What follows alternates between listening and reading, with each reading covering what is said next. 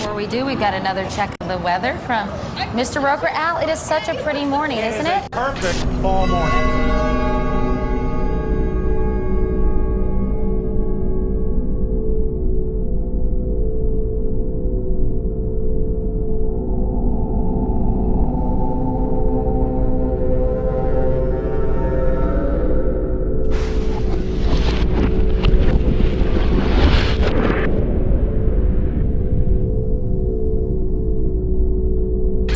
This is an NBC News special report. Here is Tom Brokaw.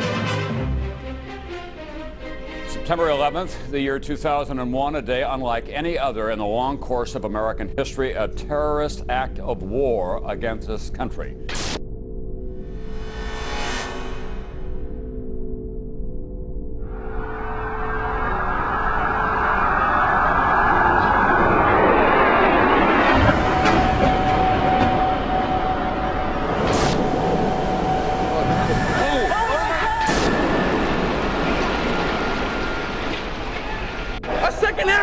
Your life is going to change, but more important, your son's life is going to change forever. America will never be the same after September 11th, 2001. Oh my God! He's on almost everyone's list of the most likely suspects for today's attacks. The alleged mastermind, America's most wanted terrorist, Osama bin Laden. He has described the United States as the devil. This is the beast. Meanwhile, Osama bin Laden is a name that we have been hearing all day long. They now believe that bin Laden was responsible. I'm told that Osama bin Laden likely deployed more than 50 terrorists. They are now, and I'm quoting here, 90% certain. Somebody provided the logistical support for this operation, and clearly the only person. Bin Laden comes to mind right away, Mr. Brimmer. Indeed, he certainly does. Bin Laden. This is his M.O. We have to look to the Middle East. We have to look to Osama bin Laden. Osama bin Laden. Osama bin Laden. Bin Laden. Osama bin Laden. Osama bin Laden. Remember, 24 hours ago, it was the Bush tax cut, the Bush budget, the Bush economy. You don't hear any of that tonight. It's America's enemy. America's under attack.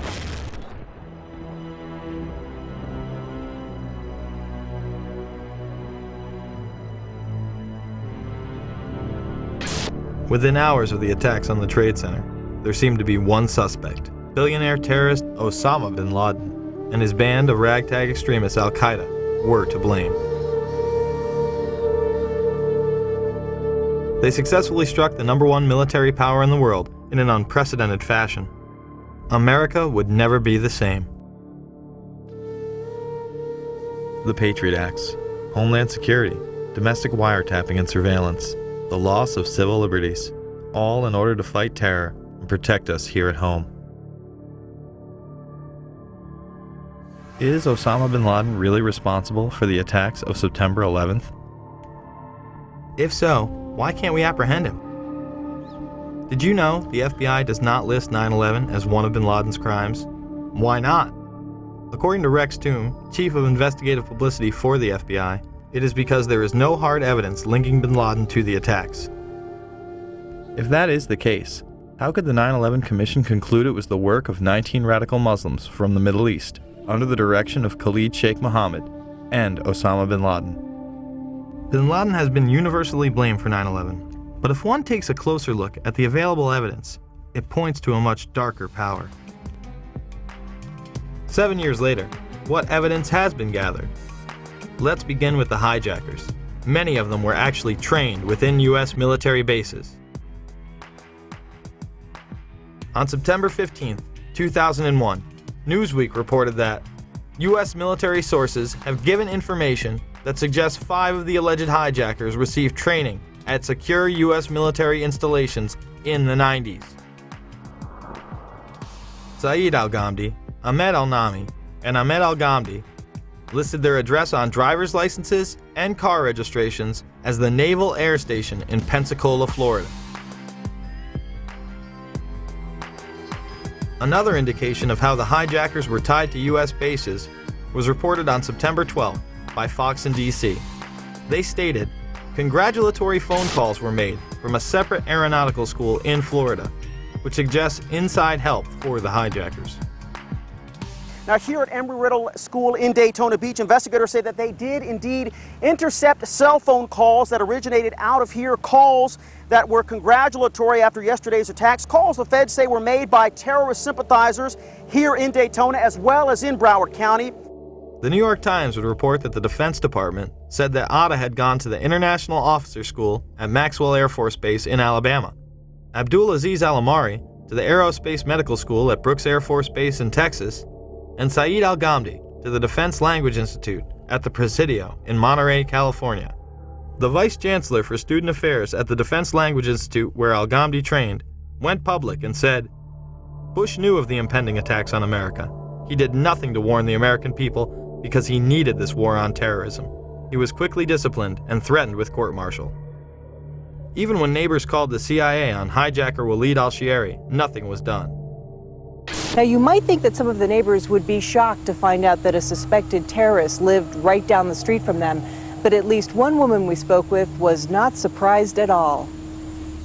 Diane Albritton was so concerned about what was happening inside the home at 502 Orange Street, she called the CIA. Why was she suspicious? The odd coming and going, the different rental cars, the odd-looking people that came and went. At that time, she says, the agency was not interested. How could it be that the CIA wasn't interested in this woman's story? Other government officials would go public as well. J. Michael Springman, a former head of the Visa Department in Jeddah, Saudi Arabia, would blow the whistle that the United States was taking part in covert programs as far back as 1987 to funnel in and protect Islamic terrorists. Well, it began in Jeddah when I was repeatedly told to issue visas to unqualified applicants. This went on for quite some time during most of my tour there. Under the American immigration laws, you need to demonstrate that you're going to the United States for a specific purpose. And typically, in such a situation, you're going to sign a business deal, or you're going to go as a tourist to see the Grand Canyon, or you're going to the United States as a student to study a particular course of study. And these were people that had no job in one instance. He was a Sudanese who was unemployed in Saudi Arabia and a refugee from the Sudan. But he got a visa for national security purposes after it was taken out of my hands by the chief of the consular section. At basis, though, I really think that these were more CIA assets, people that were recruited, like all of the folks I've been issuing visas to a couple of years previously. And these people were tools to be done for a job. Well, the visas issued to the hijackers in Jeddah came about as a result of it being a CIA consulate. It was the 5th largest visa issuing post in the Middle East. It was pretty much a closed system, and they simply brought them through there, knowing that they would be protected by the agency, that people would get their visas, or if they didn't get the visas, they could be made to be given visas. Once I got back to the United States and was out of the Foreign Service, I ran across a couple of people with ties to the American government that told me another story, that the CIA was recruiting fighters for the Afghan war against the then Soviets, and that their asset, Osama bin Laden, was working with them. In the early 1980s, bin Laden worked with operatives from U.S. intelligence, the Pakistani military, and Arab states. They ran a wide-ranging covert network that recruited and financed Muslim fighters to battle the Soviet army. It is now known that Osama bin Laden was a CIA asset under the codename Tim Osman. Bin Laden would use this handle when he would visit the States. The relationship between bin Laden and the CIA was essentially he was one of their assets, one of the people they could turn to for help if they had questions. If they wanted somebody recruited, if they wanted somebody sent somewhere, if they wanted information, if they wanted something done, they went to bin Laden. Bin Laden isn't wanted by the FBI, and he was on a CIA payroll? Is he the brutal Islamic terrorist we have been led to believe, or a mere frontman? My question was, is it not true that the United States government paid $300 million to the bin Laden family for the construction of the military camps? At that point, then the person who was testifying had no choice but to admit, yes, that the money had gone to the bin Laden family for the construction of those military training facilities in Afghanistan. However, he added that none of that money went to bin Laden himself. Of course, it was a joke. Osama wasn't the only one working with U.S. intelligence. Hijackers also had ties to federal agencies. Alleged terrorists Khalid al-Mihdhar and Nawaf al-Zahami lived with and rented from an FBI informant. The New York Times stated on October 6, 2002, the Federal Bureau of Investigation had a confidential informer who rented rooms in California to 2 of the September 11th hijackers. But the Bureau is resisting a request from the Congressional Committee investigating the attacks to interview the informer and his FBI handler. Several members of the FBI had their investigations into terrorism impeded and shut down, especially when they got close to bin Laden. John O'Neill was the FBI counter-terror chief responsible for the investigation into Osama bin Laden. On August 22, 2001, after claims of a repeated obstruction of his investigations into Saudi funding, O'Neill left the FBI.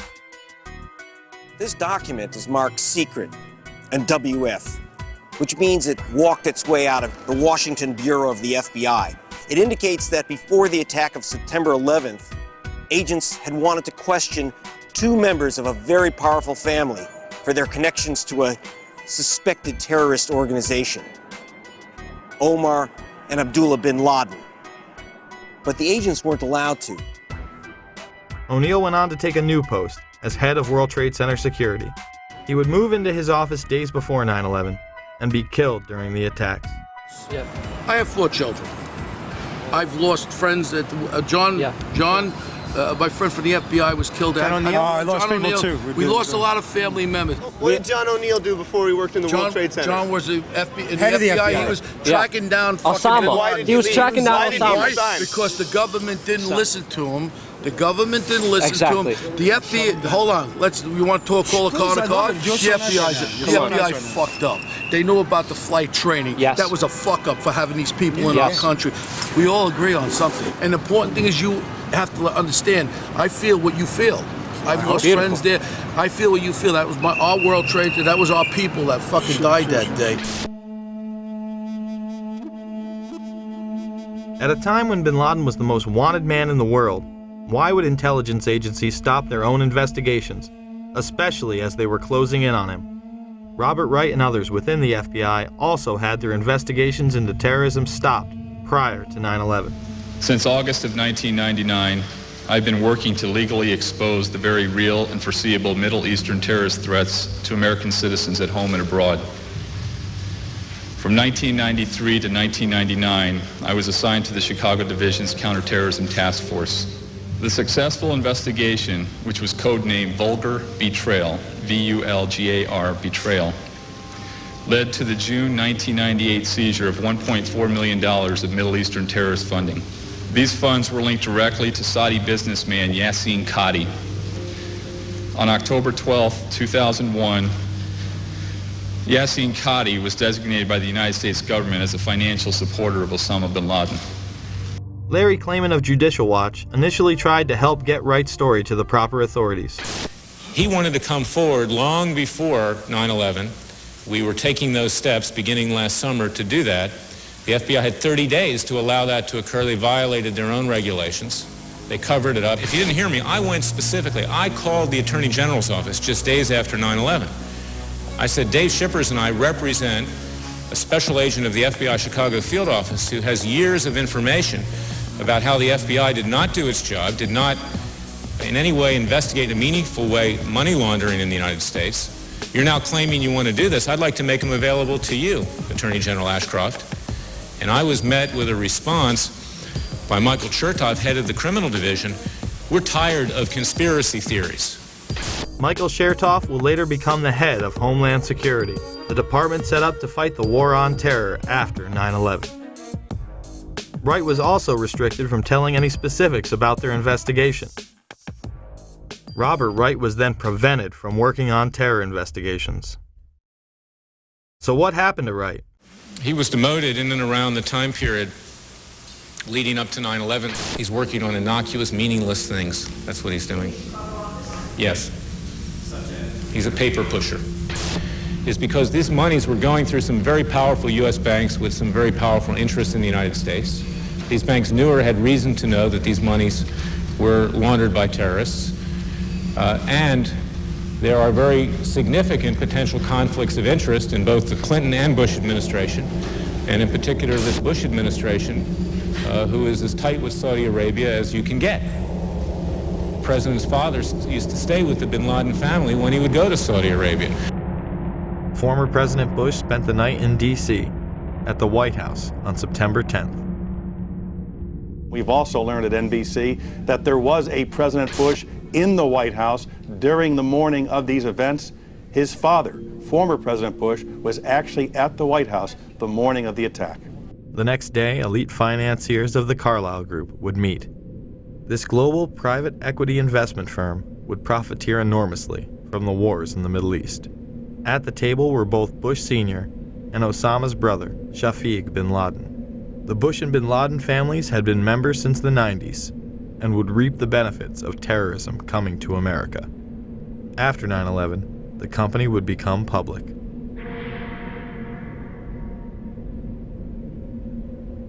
All I do agree with you is on one thing. Fucking Bush and Clinton with their relationship with Saudi fucking Arabia. Yes. I agree with you. They're kissing their asses like that. That's bullshit. Because they're sucked up, and that family that took off, that's a fucking crime. The family Mr. Dietl is referring to is, of course, the bin Ladens. While all domestic flights were grounded, suspects closest to the supposed mastermind behind 9/11 were allowed to leave on chartered flights. Let's show you some video that was taken exclusively by News Channel 2 8 days after 9/11. That man there is Osama bin Laden's younger brother Khalil, who had been here vacationing with other family members there on an estate that they owned in West Orange County.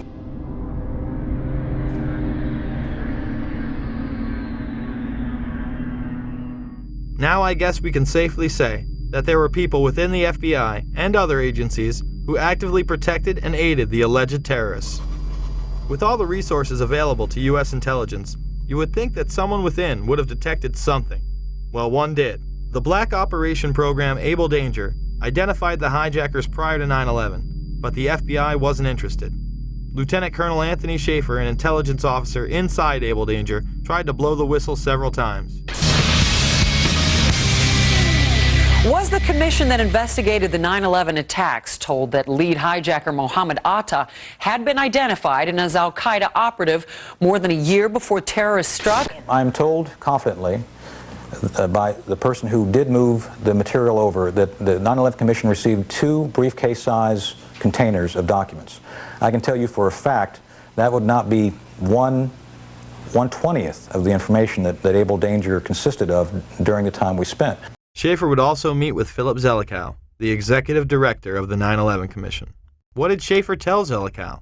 And I'm quoting how I remember saying it. We found, as part of the data run, we found 2 of the 3 cells which conducted the 9/11 attacks to include Atta.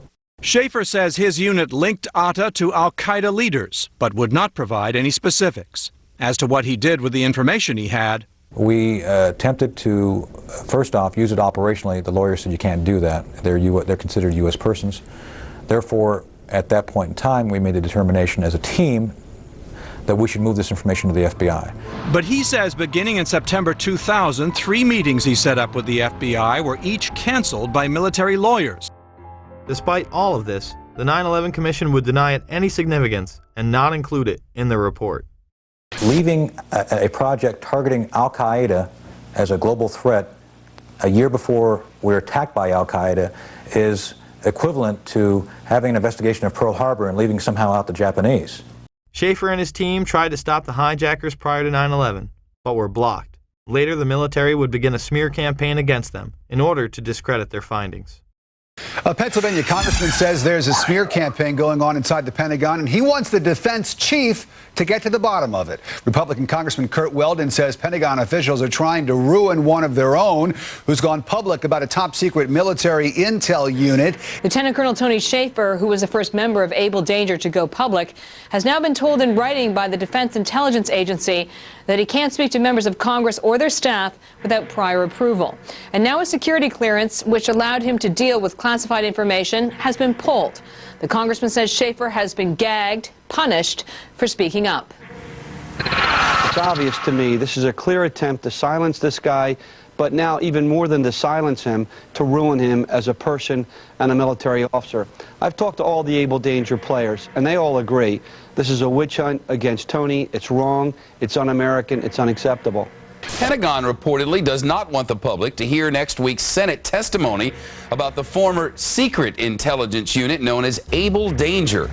Two congressional sources have told Fox News that the military's pressuring senators to move the hearings behind closed doors. When the Able Danger hearings were held, Schaefer and others were gagged.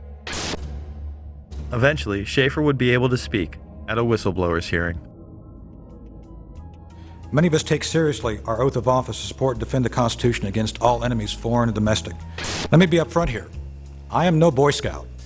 I was not hired as an intelligence officer because I hung out at the Christian Science reading room. My job is to get information using tried and true intelligence methodologies. According to my legal counsel, until I disclosed the Able Danger information, I was a rock star. It was my work as a chief of DIA's Special Mission Task Force back in 1998 that I became involved with Able Danger. My officers and I were working at the cutting edge of technology and DoD black operations. Most of all of my operations and operational records remain classified. With all this evidence, why did the 9/11 Commission and Pentagon suppress valuable information about the hijackers' activities leading up to the attacks?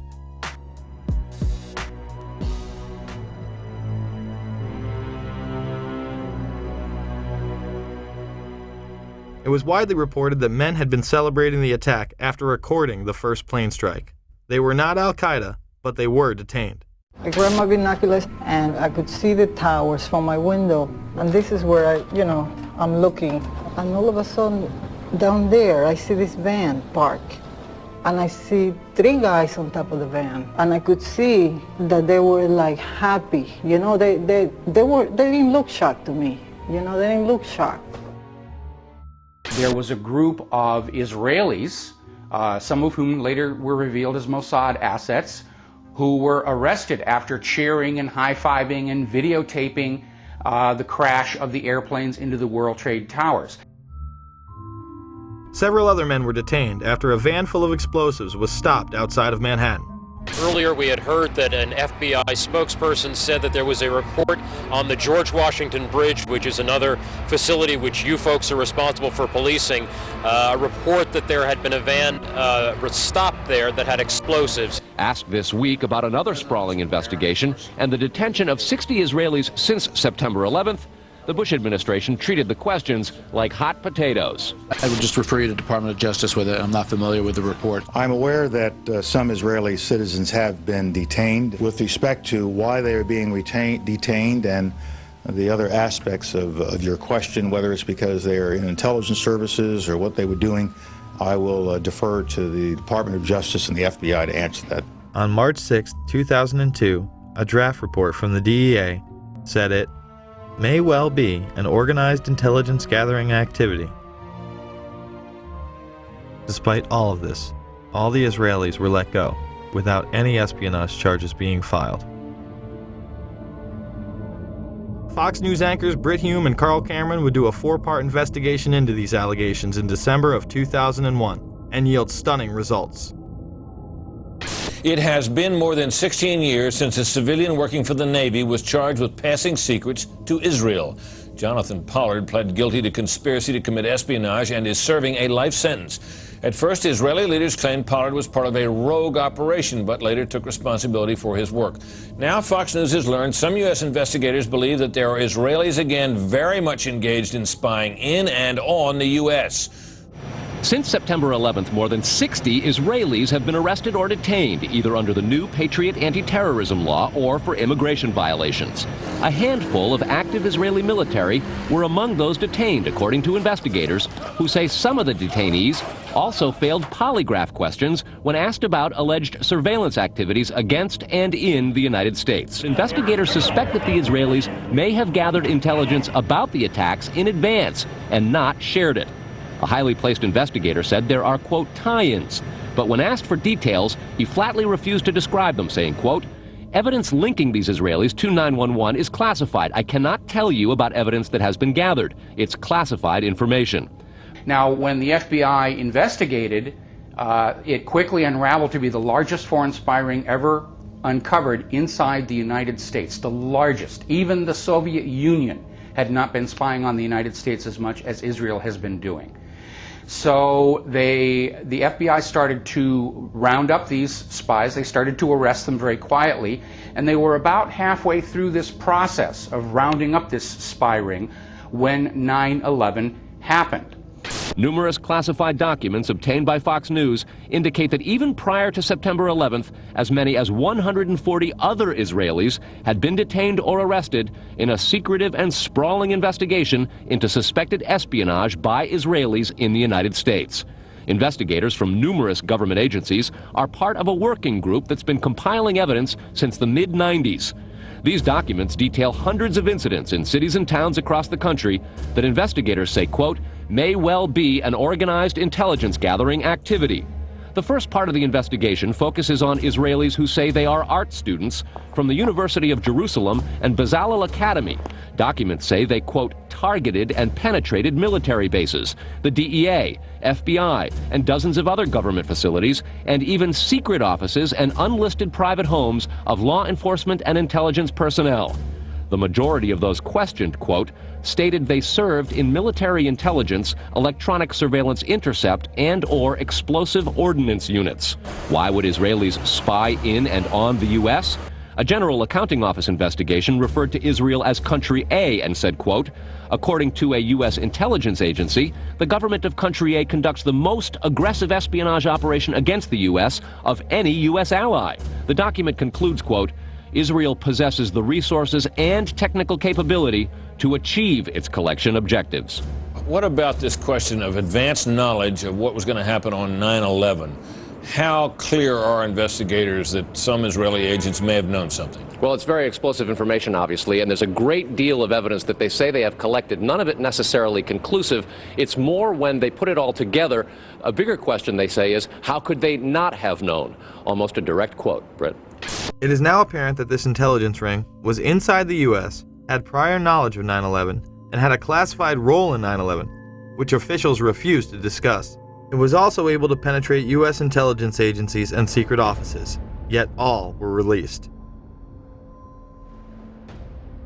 The men who were detained due to the report they were taping the first plane crash and then celebrating and joking about it actually went on television and admitted it was their job to record the attack.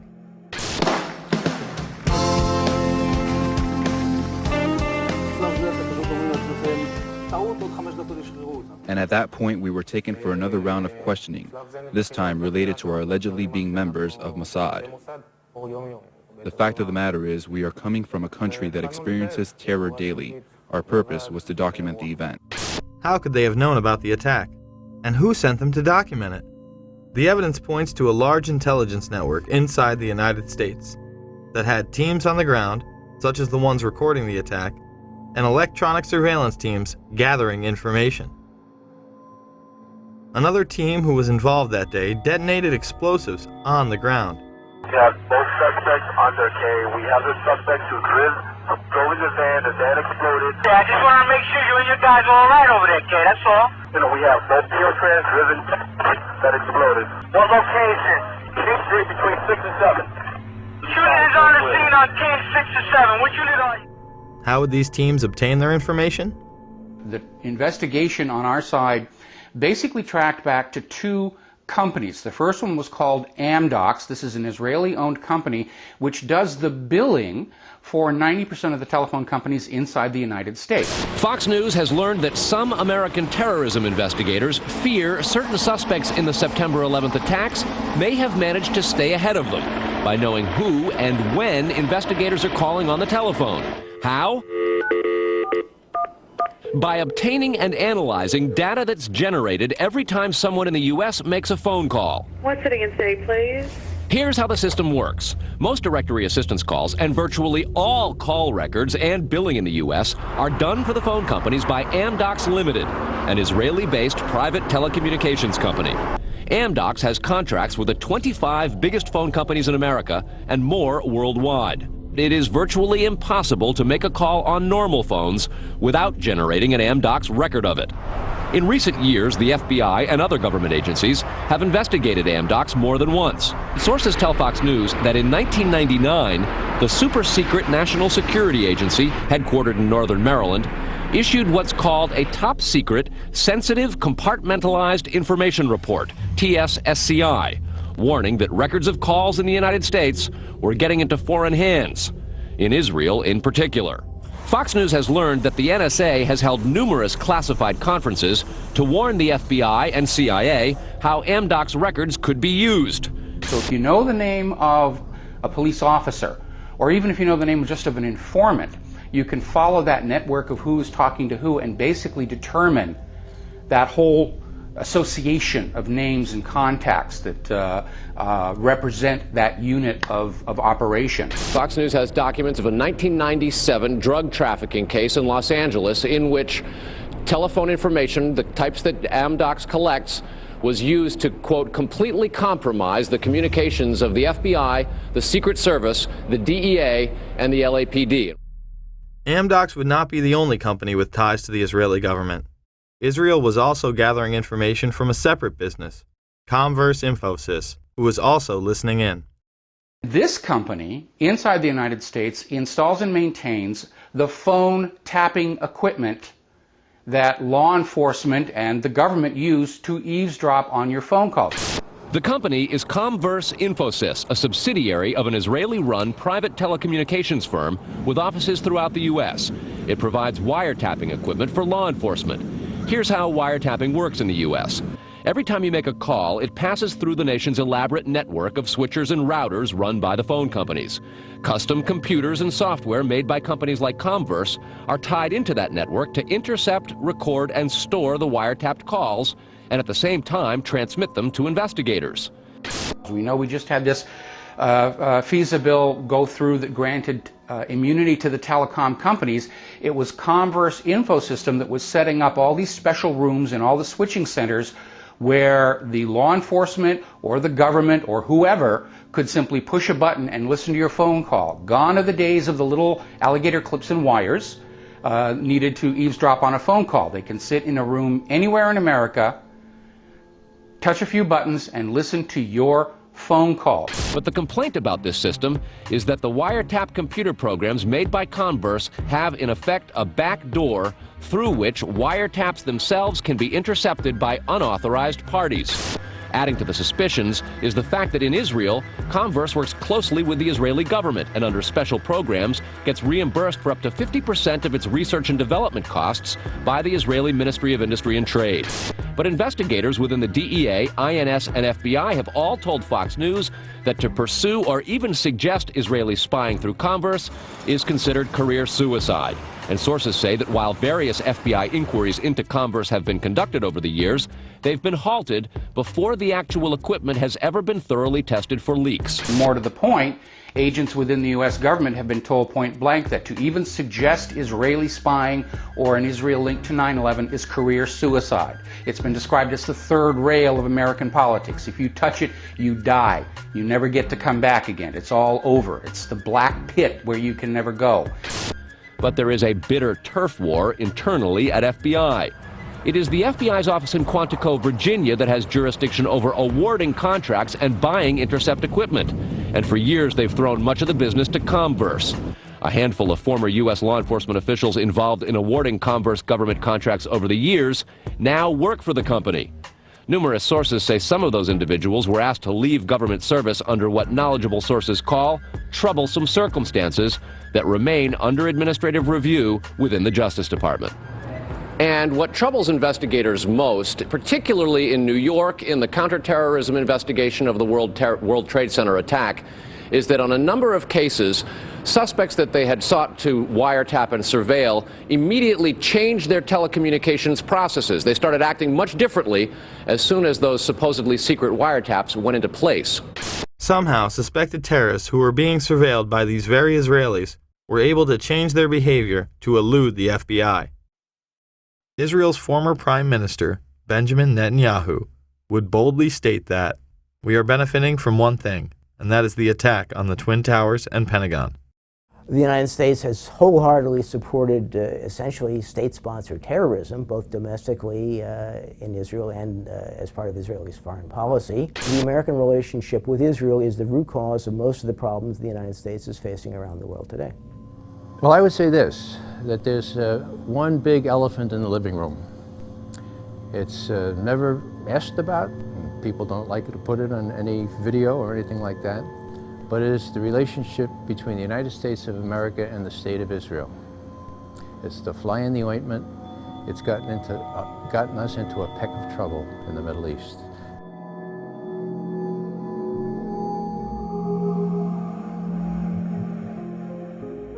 Confirmation of these allegations against Israel would finally come in January of 2008, when the Times Online would tell FBI whistleblower Sibel Edmonds' story. This Turkish translator for the FBI found an international spy ring that included Israel, Turkey, and Pakistan working with household names within the United States. She was gagged and to this day has been unable to tell her entire account. Edmonds stated that one high-level official was aiding foreign operatives against U.S. interests by passing them highly classified information, not only from the State Department, but also from the Pentagon, in exchange for money, position, and political objectives. The article stated that the Turks and Israelis had planted moles in military and academic institutions which handled nuclear technology. The Pakistani operation was led by General Mahmoud Ahmed, then the ISI chief. Intelligence analysts say that the members of the ISI were close to Al-Qaeda before and after 9/11. Ahmed was accused of sanctioning a $100,000 wire payment to Mohammed Atta, one of the 9/11 hijackers, immediately before the attacks. Oddly enough, General Ahmed would be in Washington, D.C., meeting with George Tenet, the current director of the CIA, and others, in the weeks before the attacks. In fact, on the morning of 9/11 itself, he would be having breakfast with Senator Bob Graham and Porter Goss. These two men would co-chair the initial congressional investigation, and Goss would later become the head of the CIA. I was trying to make the point that Ahmed didn't hide the fact, when we met with him in Pakistan and when he was in Washington, that he was close to the Taliban, that was his job, to be close to the Taliban. Graham would go on PBS and have this to say.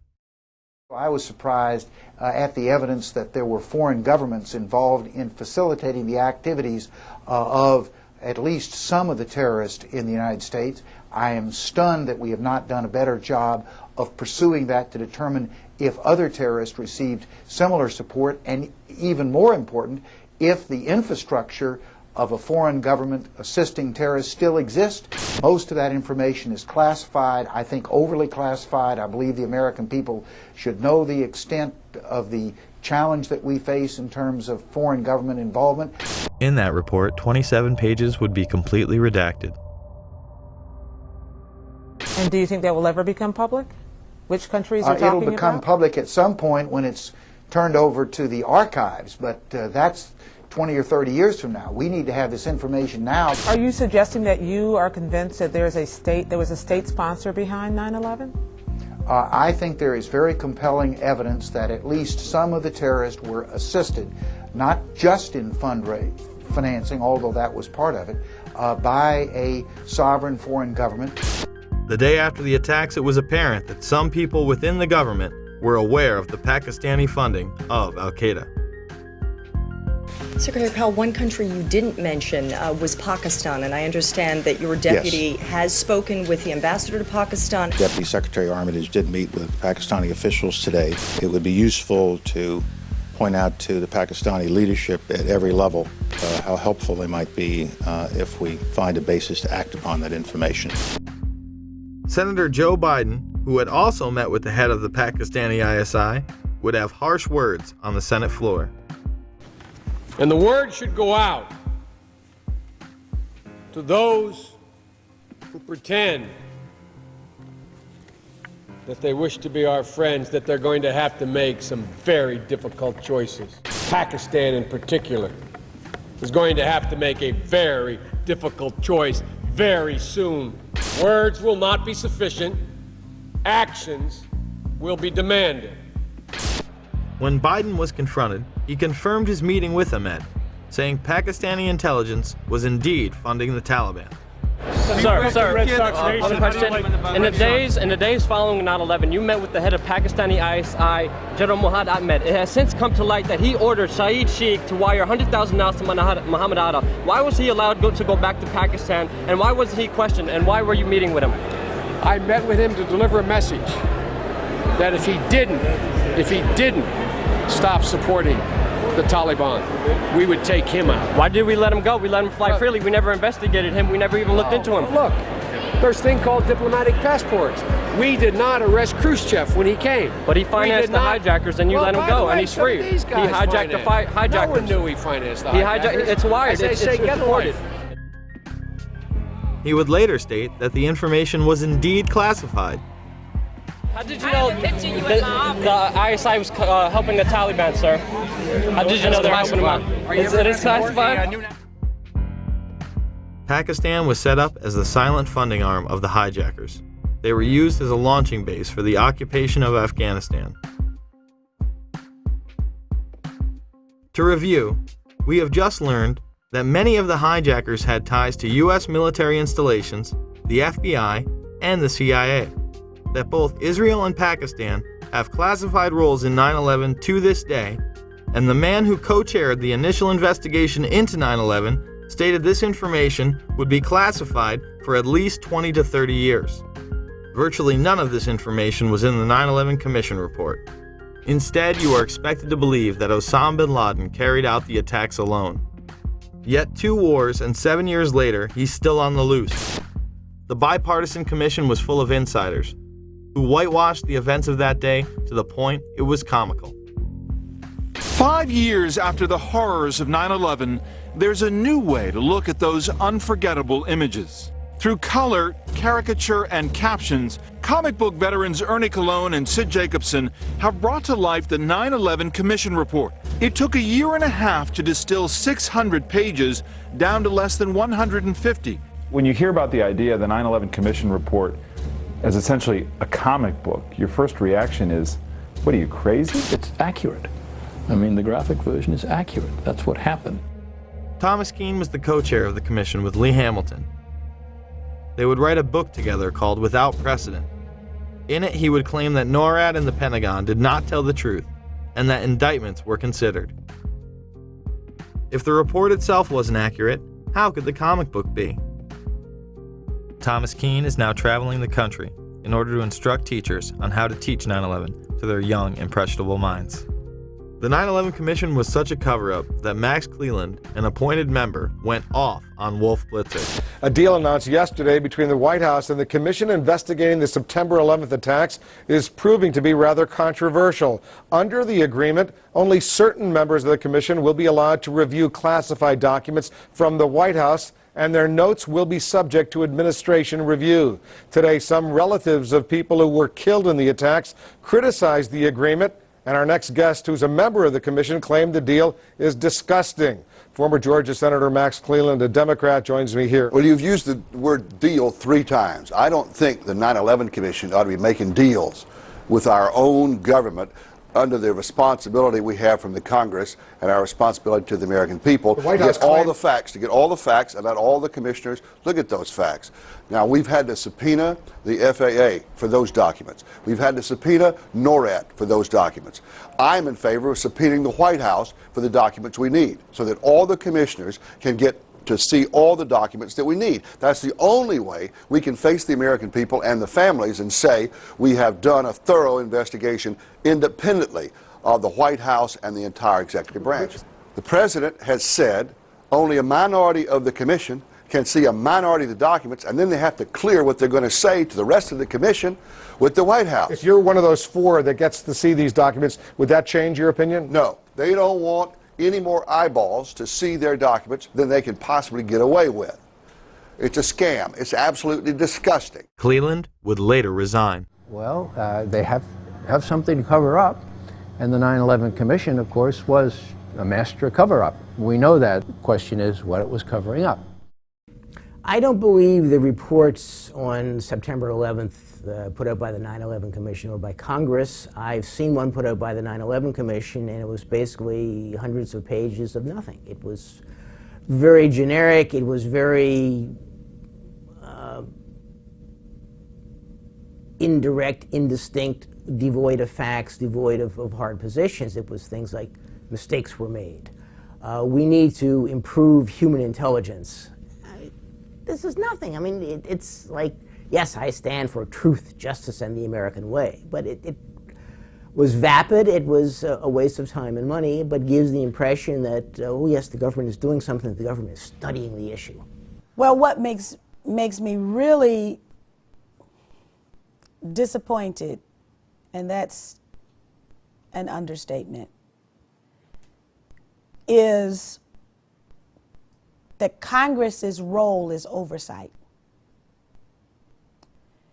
And Congress, even today, you'll see members of Congress saying, well, we haven't implemented everything that the 9/11 Commission recommended. And the 9/11 commissioners have said that the administration obstructed them, lied to them. The staff statements were described by various commissioners to be an indictment of the FBI in particular, but also an indictment of the CIA. I don't think the chairman and I have ever characterized the staff statements as an indictment. It's possible others have done that. We have not. And Tom and I have heard repeated praises from people in your business, in the media business, thanking us for the quality of those statements. I would second that, and by the way, I never, ever would correct the Vice Chairman, but I'm afraid I did characterize one of those statements as an indictment. So how can you start with a document that you know is false and take that to the American people as a document by which Congress's accomplishments should be measured? Dennis Kucinich would present 35 articles of impeachment against the Bush administration in June of 2008. He would stand before the House for almost 3 hours before reading the last few articles, which were regarding 9/11. He alleged that the administration had not acted on specific warnings prior to 9/11, that they had attempted to cover this information up, and they had tried to stop any commission from being organized in regards to investigating the attack. Article 33.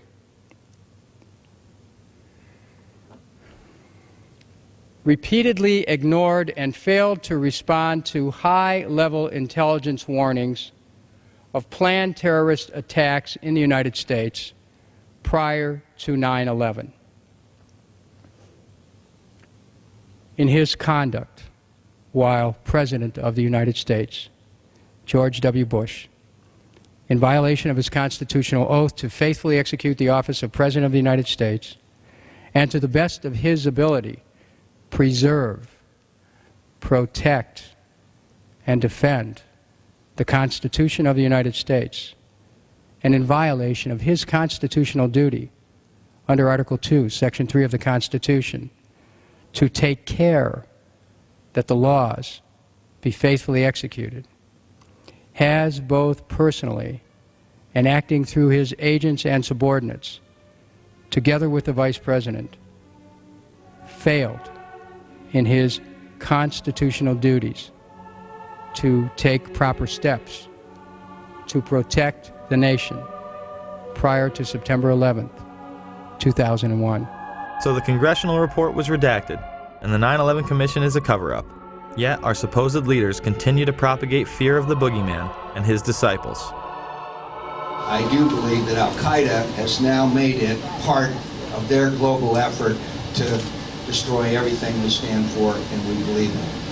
I'm running for President of the United States because I believe the greatest challenge of the 21st century is that of radical Islamic extremism. I believe it's there. I believe it's all over the world. I believe it's a fight, a struggle between good and evil, everything we value and believe in versus everything that is evil that wants to destroy everything America stands for and leads. And I believe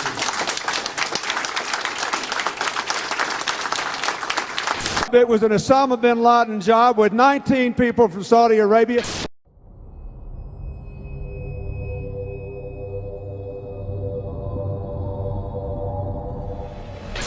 Even bin Laden himself warned us 3 weeks earlier.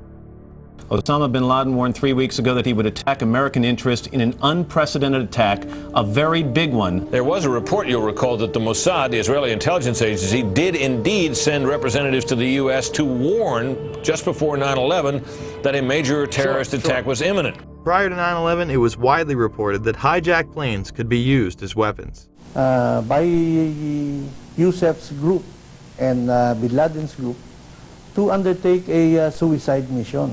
Murad narrated to us about a plan by the Ramsey cell in the continental U.S. to hijack a commercial plane and ram it to the CIA headquarters in Langley, Virginia, and also the Pentagon. And they found more evidence, pointing to other targets, evidence the Philippine government says it passed on to the U.S. The targets they listed were CIA headquarters, Pentagon, Transamerica, Sears, and the World Trade Center.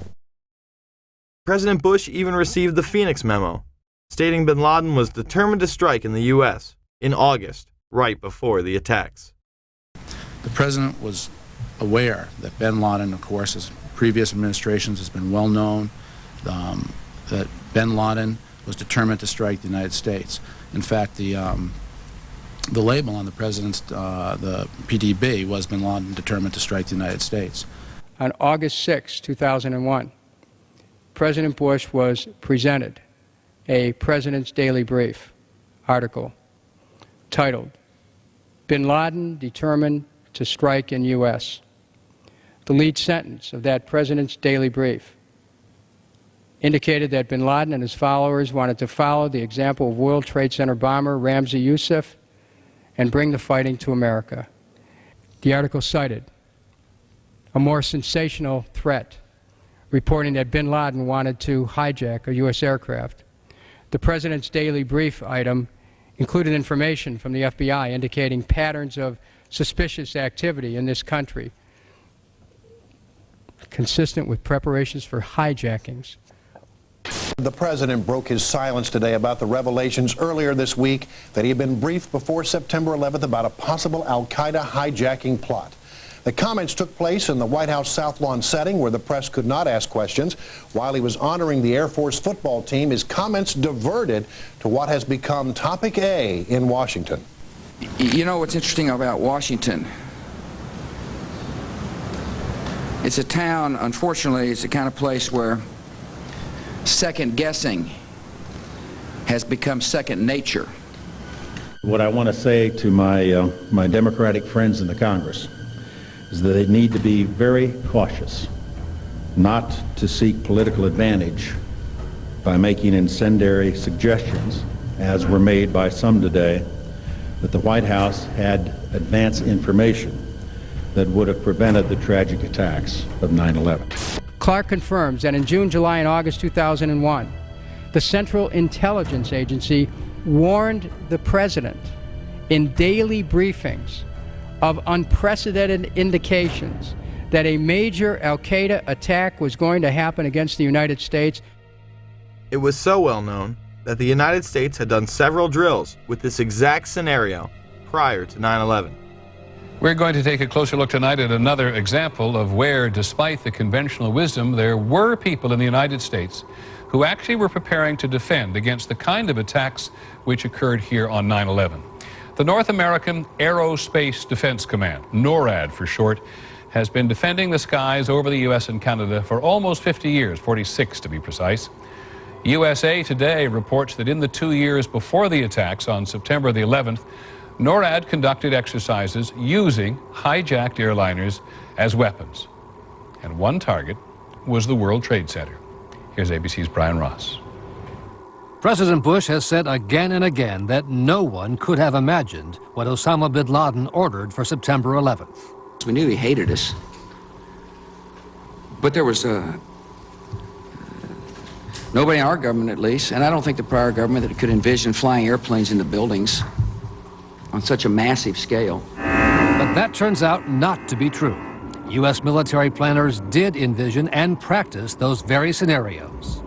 As reported by USA Today, the North American Aerospace Defense Command, NORAD, conducted exercises with fighter jets, simulating hijacked planes flown into the World Trade Center in the 2 years before the attacks.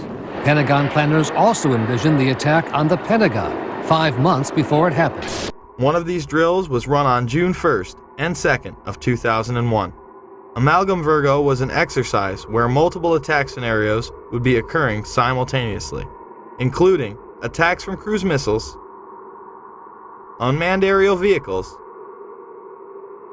and hijacked aircraft.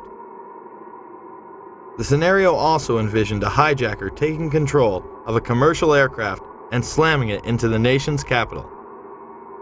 The exercises would constantly be monitored by military satellites and planes. Osama bin Laden was the poster boy for this plot, appearing on the cover.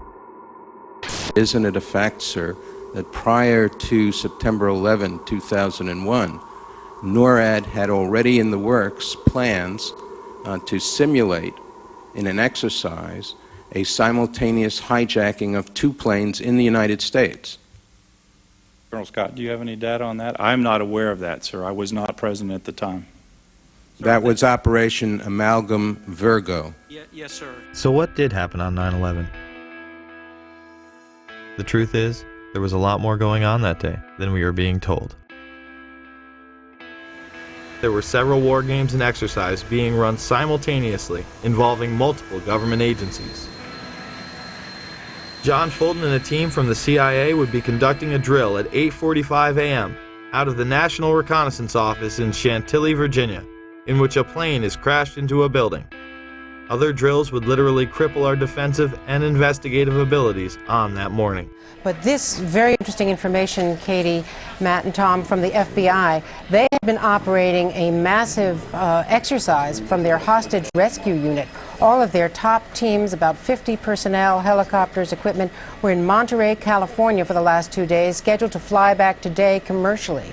So all of those people are out of place. It's fair to say, according to sources that we've talked to here at NBC, that the FBI rescue operations and other FBI operations are really in chaos right now because they can't reach their officials in New York. All of their phone lines are down, and now you've got all of their special experts on this stuck in Monterey, California, trying to get a military flight back because there are no longer commercial flights. So they are seriously out of pocket, and there is a real breakdown of the FBI anti-terror coordination team, which is, of course, the principal team that would lead any effort. I actually found myself in Montana with 50 state emergency managers, the director of FEMA, his top staff at the National Emergency Management Association conference, number of emergency managers from New York State, from Pennsylvania, from Virginia, Maryland, the district, most in New England, made the flight on a C-130 last night. It was one of the only flights across the country, a military aircraft. Northern Vigilance would redirect fighter jets out of the northeastern sector to patrol Canada and Alaska. Vigilant Guardian and Vigilant Warrior were exercises involving hijacked aircraft that would go in and out of radar. These would appear real to those involved. We fought many phantoms that day. We got many aircraft calls inbound that morning that turned out to be phantoms. During that time frame, we had multiple aircraft called hijacked all over the country. These exercises would not cease until after United 93 was brought down and the attacks were over. Open line. Surveillance, Sergeant Richmond. Sergeant Richmond, Sergeant Life from Cheyenne Mountain Test Control. How are you? I'm doing fine. Okay, I need you to terminate all exercise inputs coming to Cheyenne Mountain at this time. Copy. And stay on loop until I verify that or the connectivity is disconnected on the exercise side only. Okay, no, do not do any more inputs on the exercise side and stand by. I got Cheyenne Mountain on the line. Terminating all exercise inputs. So, over, in case you didn't know, there's exercise. Oh, yes. In fact, more hijackings were thought to be taking place. It's on the radar scope, and it's not just a video game. It's actually people's lives that you're trying to keep from running into each other. Other planes were thought to have been hijacked and almost shot down. An aircraft inbound to Whitehorse from Alaskan airspace was a hijacked aircraft, and that the military flight crews were aware of this, and they were en route to intercept the aircraft. Some of these war games and their details remain classified to this day. So is it any wonder that Donald Rumsfeld gave these warnings to military personnel the day after the attacks? Finally, I'd like to say a word or two to the men and women in the defense establishment, most of whom deal with classified information. When people deal with intelligence information and make it available to people who are not cleared for that classified information, the effect is to reduce the chances that the United States government has to track down and deal with the people who have perpetrated the attacks on the United States and killed so many Americans. Later in the day, weapons are found planted on several other planes. A U.S. official says of the hijackings, these look like inside jobs. Sources tell Time that U.S. officials are investigating whether the hijackers had accomplices deep inside the airport's secure areas. And then there's the story of Flight 23. As bad as things were on Tuesday, there is a possibility that they could have been even worse. There was some kind of an altercation involving 3 men described by a Port Authority of New York and New Jersey police source as Middle Eastern in appearance. They attracted the suspicions of the gate staff boarding that flight. They had already gotten on the plane. They're asked to leave the aircraft. They refuse to get off. The airline, following its normal procedures, according to this police source, calls the police, which immediately dispatch an emergency service team. So now you have a squad of heavily armed officers that are coming toward the airplane. And when they get there, the men have vanished. The gate staff can't find them. It matches with the type of flights, the transcontinental flights that were hijacked in the other 4 instances.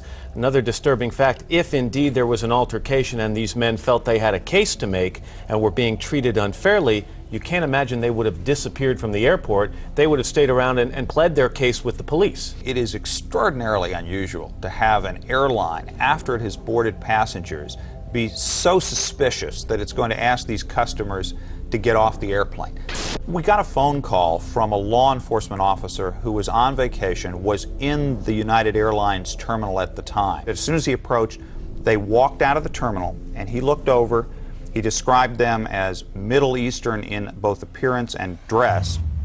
Not sure what that means, but that was his description. He said when they left the terminal through the glass doors, he saw them meet a 3rd man, and they then left.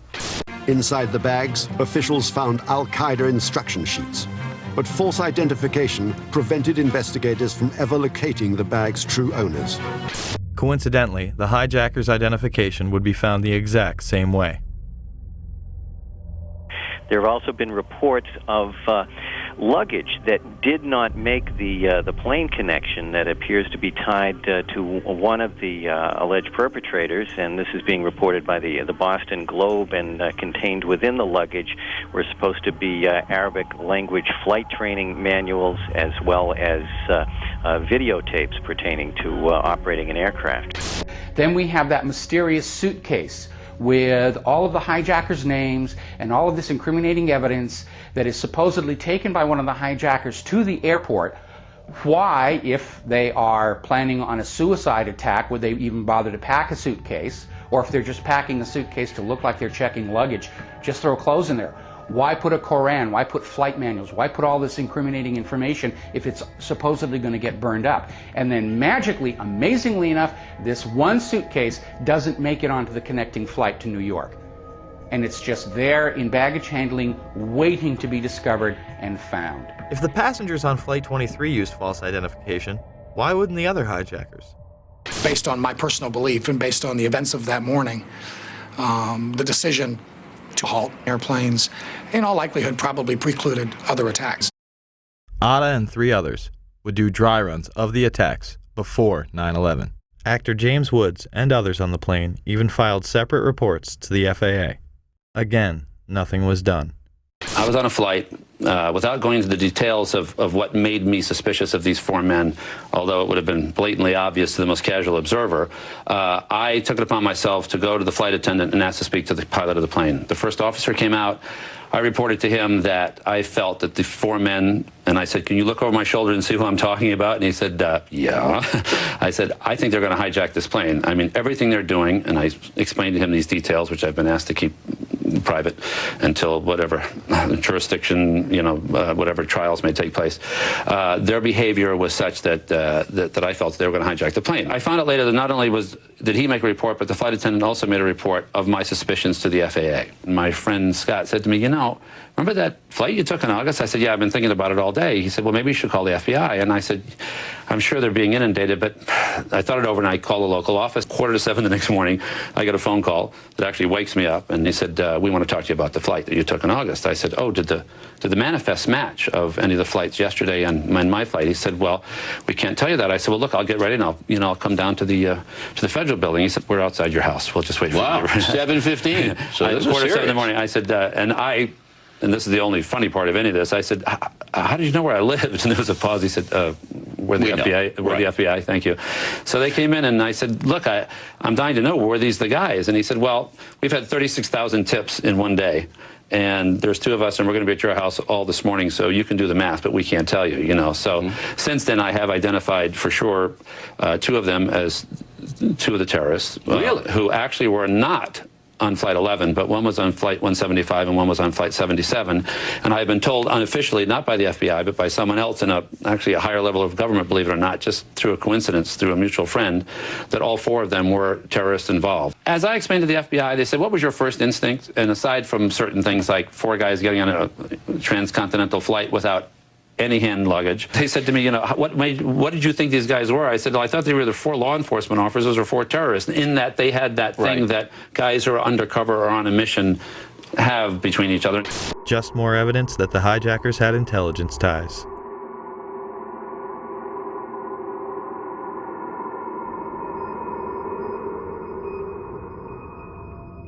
There were almost certainly other targets. Maryland's governor on the morning of 9/11 stated that his police department had received threats prior to the attacks, not only against the targets that had been hit, but others. That came in today? Pardon? You mentioned threats on Maryland facilities. Are these threats that came in today? Yes, the head of our state police, Dave Mitchell, received a list of 11 sites across the country that were targets. Supposedly this list had been distributed prior to the explosions. Several of those sites were ones that were under attack. Another target on that morning was Air Force One. Although it is never discussed, the perpetrators of the attack somehow got top-secret codes that morning. Brian, what is the credible evidence that Air Force One could have been a target? These planes were some distance from Air Force One, after all. The excuse was that, quote, we do not discuss, we do not discuss intelligence information. Air Force One has been said to be a target in the past during President Clinton's trip to Bosnia during his first term, where they stopped in Aviano and switched out into 3 transport planes. Similarly, they were escorted by fighter jets, as they have in the past, while it is not routine. The White House insisting that the evidence was, and thus the zigzag flight path from Florida to Louisiana. The Air Force is insisting that the evidence is provable and credible that the aircraft and the White House were targets. Ari Fleischer, the White House press secretary, would be pressed on this issue. If you have a threat to Air Force One, it seems as though you're raising an additional threat that perhaps we don't know about. I'm sorry? Raising an additional threat? Involving one of those It's over. planes, Go one ahead, of those Campbell. 4 planes, sorry, is Is that where the credible threat, or can you say, are we talking about something totally different? You're asking me, in essence, what the source of information is. And I think the American people... How have we accounted for those 4 planes and what their targets were? Is there, which by deduction, you would assume there is something else that we're talking about targeting Air Force One. There we was... can make that assumption? I'm not going to lead you any further as to speculating about what was the nature of the threat to Air Force One. But as I indicated, and I'll say it again, it was real, it was credible. Planes that we have accounted for. I'm just not going to speculate about the nature of it. On September 20th, 2001, WorldNet Daily would report much more regarding the threat. The terrorist message threatening Air Force One was transmitted in that day's top-secret White House code words. As the clock ticked away, the Secret Service reached a frightening conclusion. The terrorists had obtained the White House code and a whole set of top-secret signals. This made it possible for a hostile force to pinpoint the exact position of Air Force One, its destination, and its classified procedures. In fact, the hijackers were picking up and deciphering the presidential plane's incoming and outgoing transmissions. In the week after the attacks in New York and Washington, more hair-raising facts emerged. The terrorists had also obtained the code groups of the National Security Agency and were able to penetrate the NSA's state-of-the-art electronic surveillance system.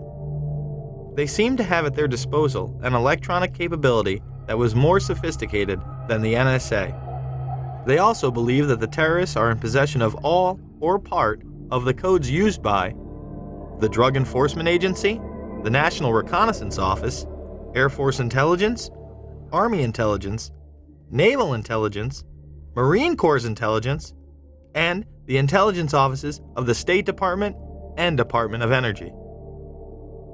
Since no single individual has access to every top-level code at any given time, a single mole would not answer the case. It would have to be a large, widely spread number.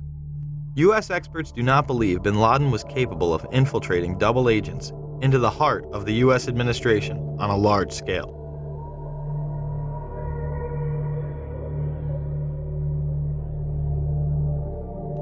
It shouldn't come as a surprise that Global Guardian, a mass Armageddon drill, was in full swing.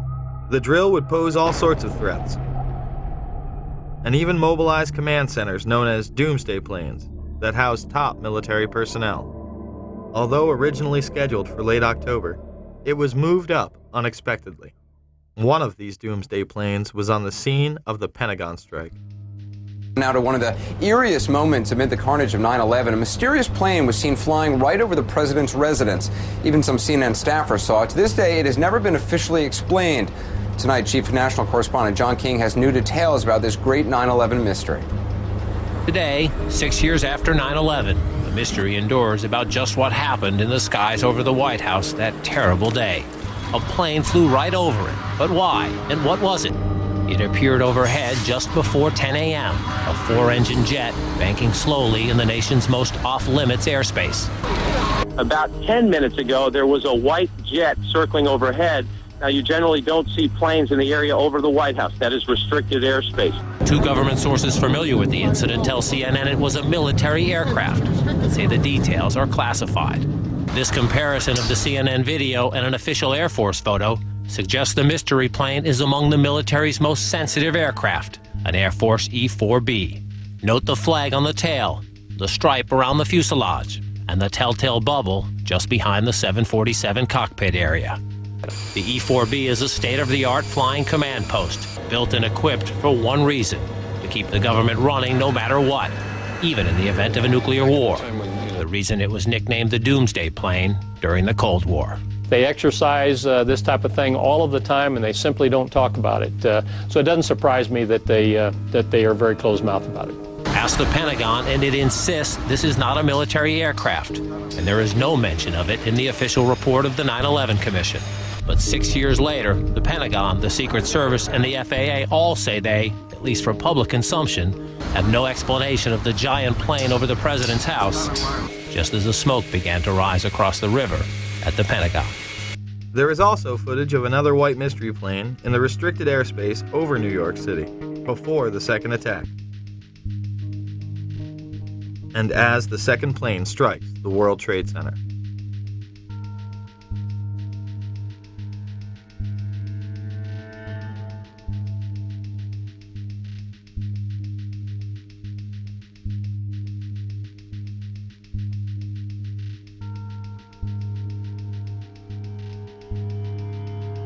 There were 5 E-4Bs in the air on 9/11. They are part of the continuity of government plans in case of an emergency. This program was launched in the early 80s, headed by none other than George Herbert Walker Bush. Was being made to consolidate continuity of government programs across several major departments of the government under one office, which turned out later to be called the National Program Office. As I understood it, this office fell under the jurisdiction of the Office of the Vice President. Then Vice President George Bush was the first in charge. On 9/11, this program was put into effect. This next one happens a lot these days. It seems like a story that is both reassuring and scary at the same time. This morning we learned that the Vice President wasn't the only one sent to an undisclosed location on September 11th, that an entire backup government was and is still there and may be there for as long as anyone now at least can imagine. Traveling in Iowa, the president for the first time discussed a secret ongoing operation designed to keep the federal government running if Washington is paralyzed by a terrorist strike. I still take the threats that we receive from al-Qaeda killers and terrorists very seriously. The operation was first reported by the Washington Post and confirmed to CNN by several administration officials. The shadow or bunker government involves roughly 100 senior staffers from every cabinet department and major government agency. Operates primarily out of 2 secret bunkers in the eastern United States, and is charged with running the executive branch if communication with Washington is severed. The secret plan took shape in the minutes and hours after the September 11th strikes, as Mr. Bush took a cautious route back to Washington. And now, nearly 6 months later, administration officials are scrambling to get more telephone lines and high-tech computers into these secret bunkers, and at least one member of the Bush cabinet is being kept out of Washington at all times, under heavy security, just in case this so-called shadow government is activated and needs a leader. Despite it being on television and in numerous papers, most people continue to deny that a shadow government even exists. Now, what if I told you that Dick Cheney was the reported head of this group on the day of 9/11? President Bush cracked jokes about it at a prime rib dinner. The vice president has been moving among secret locations to provide continuity of government. A year ago, Dick was running the country, Bush said. Today, he lives out of a little suitcase. Cheney has been part of the succession program since its inception. To reduce the possibility of decapitation, the National Program Office was directed to create a new program to assure the continuity of government. It was known as the Presidential Successor Support System, or PSQ. Dick Cheney, Edwin Meese, Tip O'Neill, and Dick Thornburg all have been in the line of succession by virtue of their offices, but our sources say the NPO gave them additional responsibilities under the new system. Cheney would arrive at the emergency center before the Pentagon was attacked. Shortly after 9:30 a.m., the president's national security team is in the Situation Room, a secure communications center in the basement of the West Wing. Vice President Dick Cheney is there, along with National Security Advisor Condoleezza Rice. I arrived at the PIOC at about 9:20 a.m. I was made aware of it during the time that the airplane coming in to the Pentagon, there was a young man who would come in and say to the vice president, the plane is 50 miles out, the plane is 30 miles out. And when it got down to the plane is 10 miles out, the young man also said to the vice president, do the orders still stand?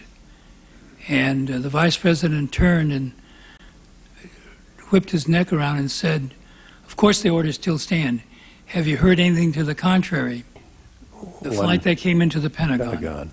Yeah. When you arrived at 9:20, how much longer was it before you overheard the conversation between the young man and the vice president saying, does the order still stand?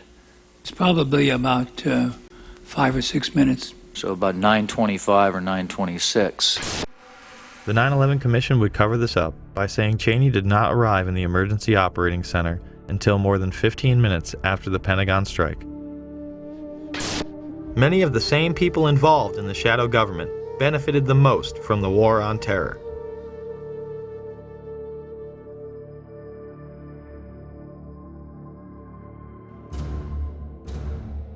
A key hub for intelligence was the Salomon Brothers building, also known as World Trade Center 7.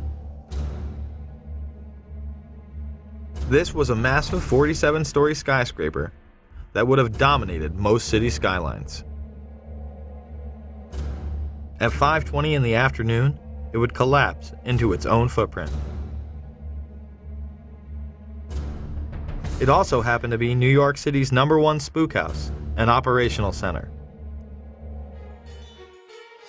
It housed the Department of Defense, the Internal Revenue Services, the Security and Exchange Commission, the largest Secret Service office in the world, the largest CIA office outside of Virginia, and New York's Office of Emergency Management, or OEM.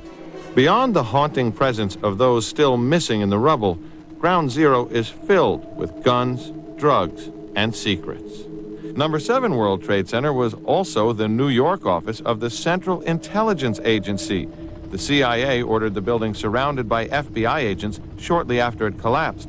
Since then, they have been searching for computers and a safe filled with classified documents.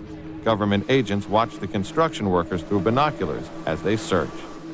The OEM was where local government would rally in the case of an emergency, such as a terrorist attack or natural disaster. The command center on the 23rd floor is bulletproof and bomb-resistant, with its own air supply and generators. It's linked to city airports, the Coast Guard, and the Pentagon. Computers will soon have detailed blueprints of every major building in New York City. Surprisingly, it would be deserted when city officials Barry Jennings and Michael Hess arrived. When the Office of Emergency Management did an activation, they always included our locale. I received the call shortly after the first plane hit. I got there, I had to be inside on the 23rd floor when the second plane hit. Upon arriving into the OEM EOC, we noticed that everybody was gone. I saw coffee that was on a desk. Still, the smoke was still coming off the coffee. I saw half-eaten sandwiches. And only me, Mr. Hess, was up there. After I called several individuals, one individual told me that to leave and leave right away.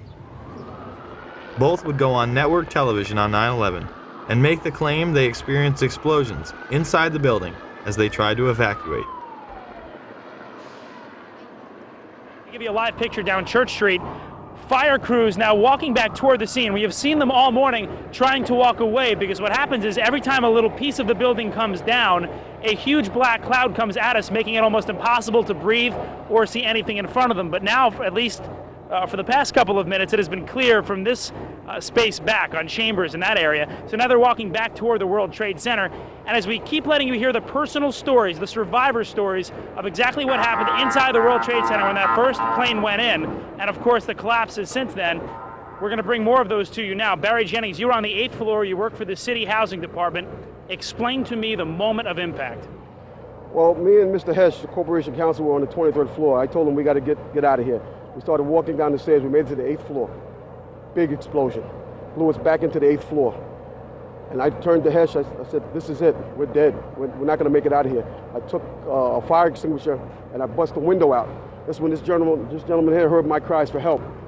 This gentleman right here, and he kept saying, "Stand by. Somebody's coming to get you." They couldn't get to us for an hour because they couldn't find us. You thought that was it? I thought we're dead. I thought that was it.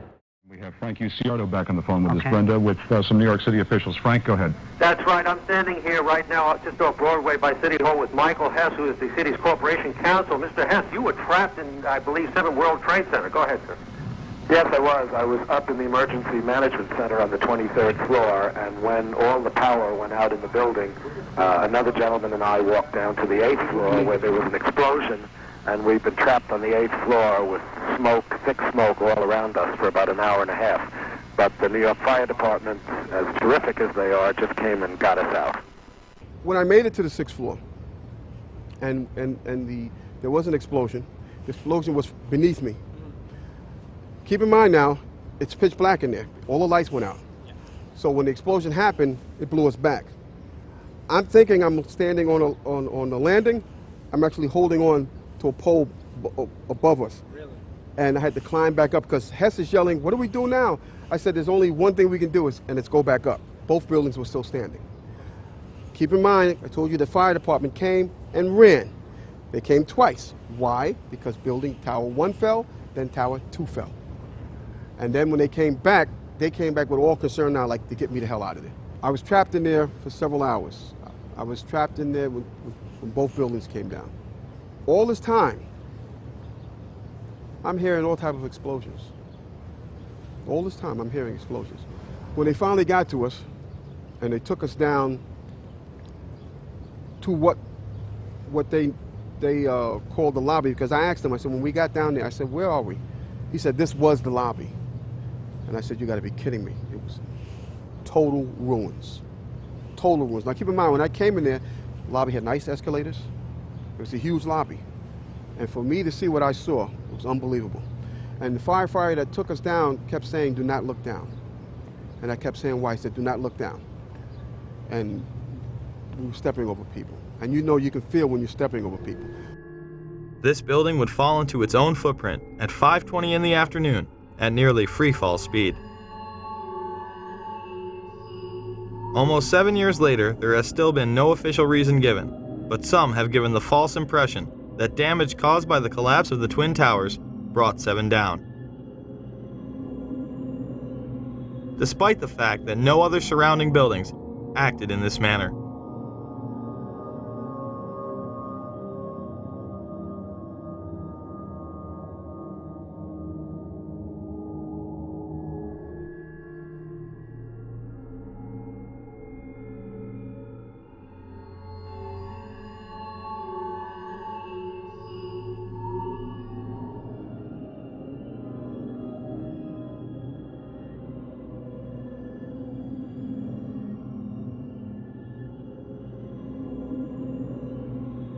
Dr. S. Shyam Sunder would make the claim, on behalf of the National Institute of Standards and Technology, that on about a third of the face, to the center and to the bottom, approximately 10 stories, about 25% of the depth of the building, was scooped out. Here is the south face of World Trade Center 7. Does it look like 1/4 of the building is gone?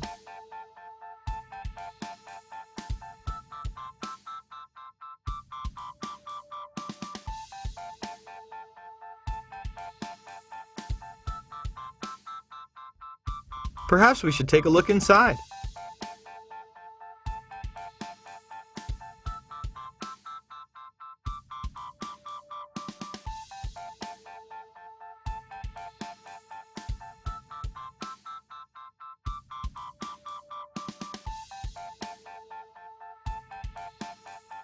It appears it is not scooped out after all.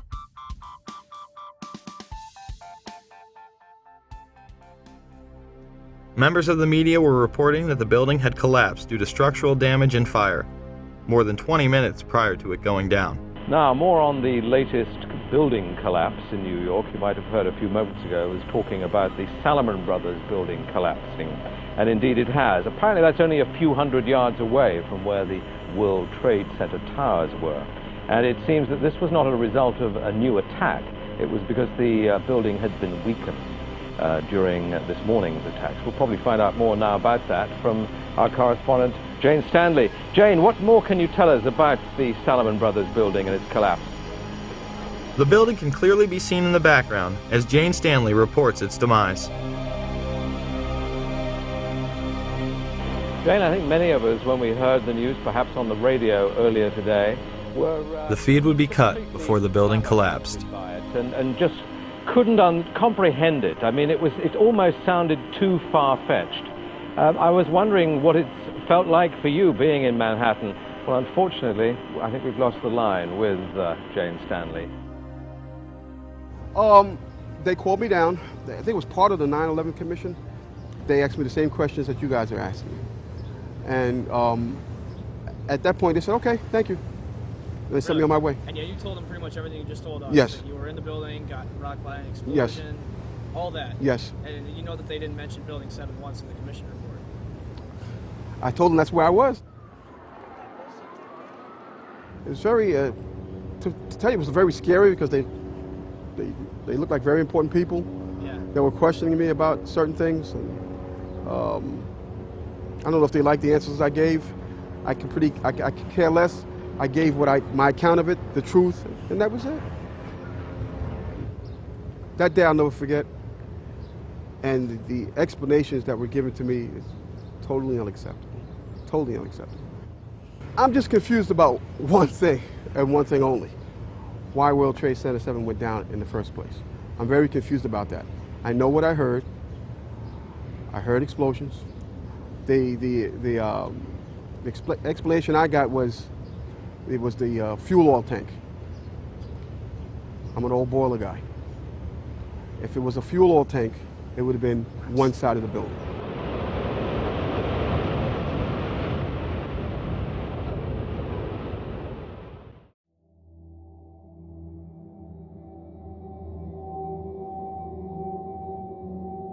After 9/11, a climate of fear was created in order to shut down any opposition to the Bush administration's new agenda.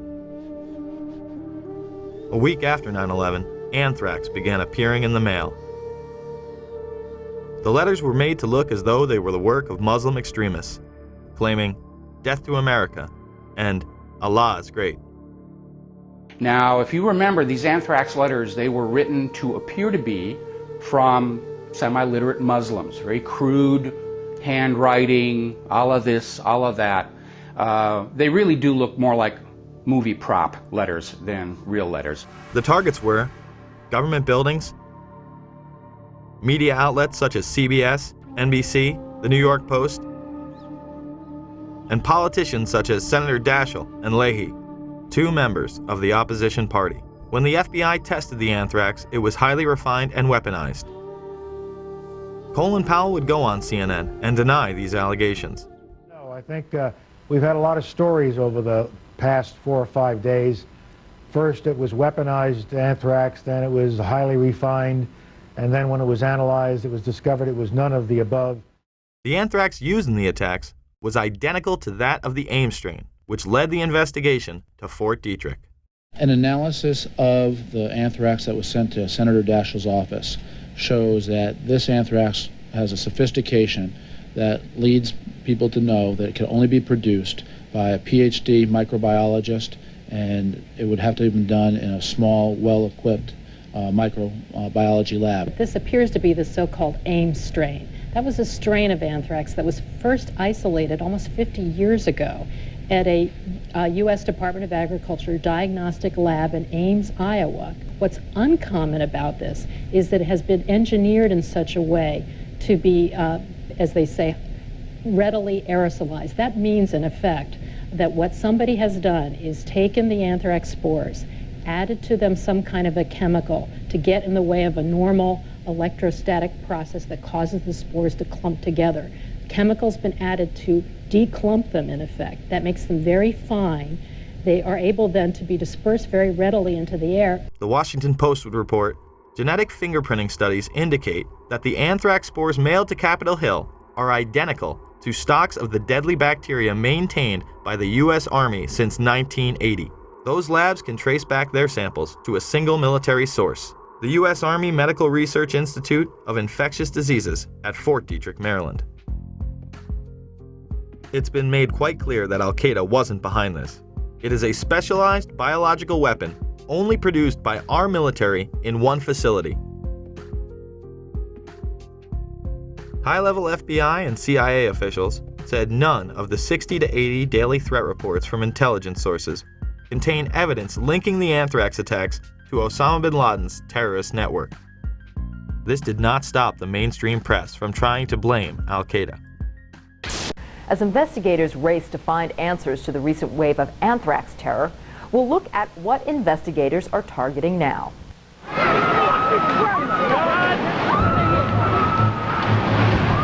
Since September 11th, Americans have been put on alert. This is so terrible. Investigators are trying to ward off more attacks by dissecting the terrorist plan for September 11th, looking for patterns, methods, associates that could reveal what else terrorists had in mind.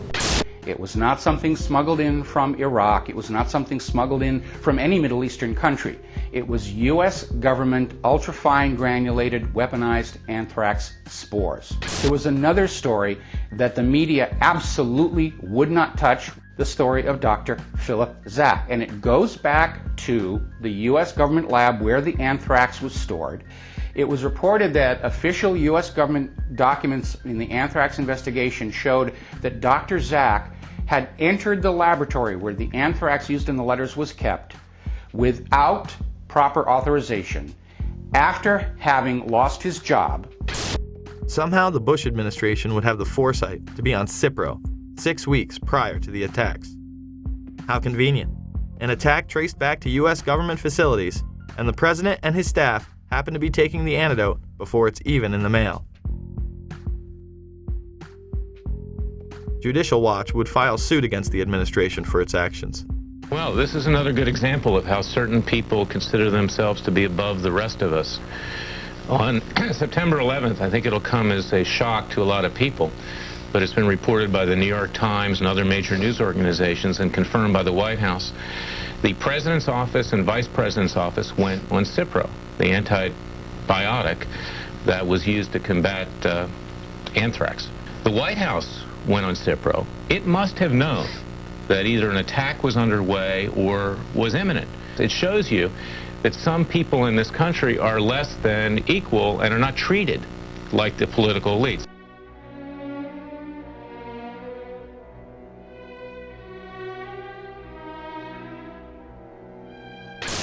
"9/11 was an international intelligence operation that included role players within our own government, as well as in the governments of Pakistan, Saudi Arabia, and Israel.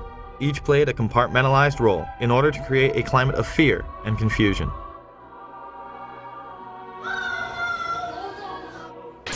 This, combined with the evacuation of government offices, kept any type of dissent off the radar.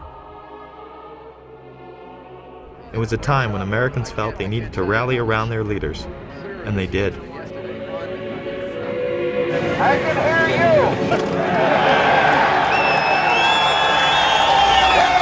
And the people who knock these buildings down will hear all of us soon. God bless America! USA! USA! USA! The power structure used that unity to pass nightmarish legislation, beginning with the Patriot Act, which was written before 9/11.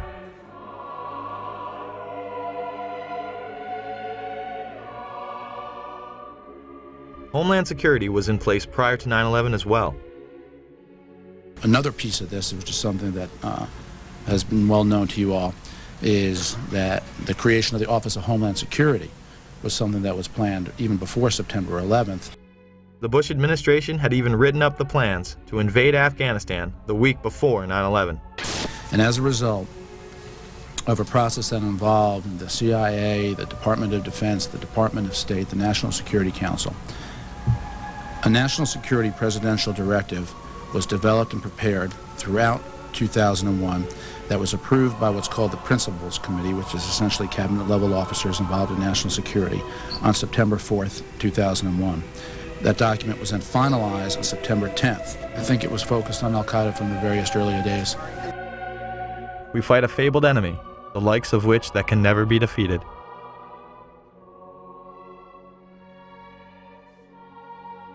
The terrorists attacked us and killed 3,000 of our citizens before we started the freedom agenda in the Middle East. They were...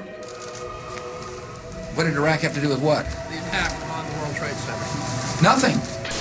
While an international intelligence cartel wages psychological warfare against we the people on behalf of the global elite.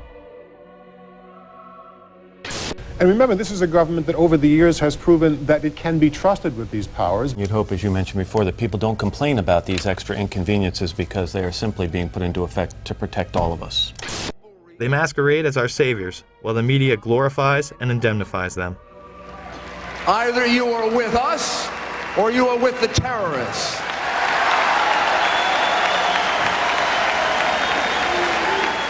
Don't let anyone tell you otherwise. Certainly not a disingenuous filmmaker who would have us believe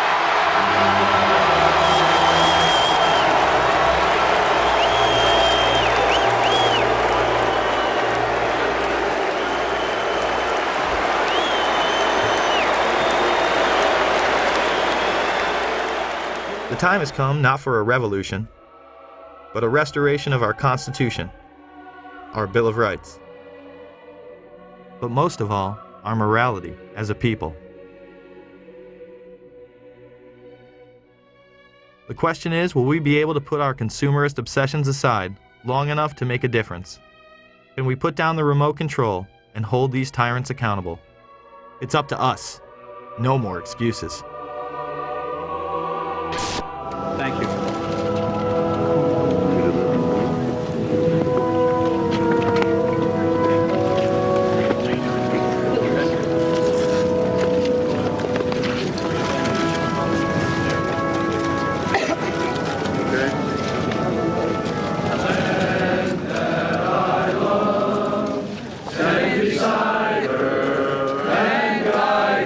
This is wild.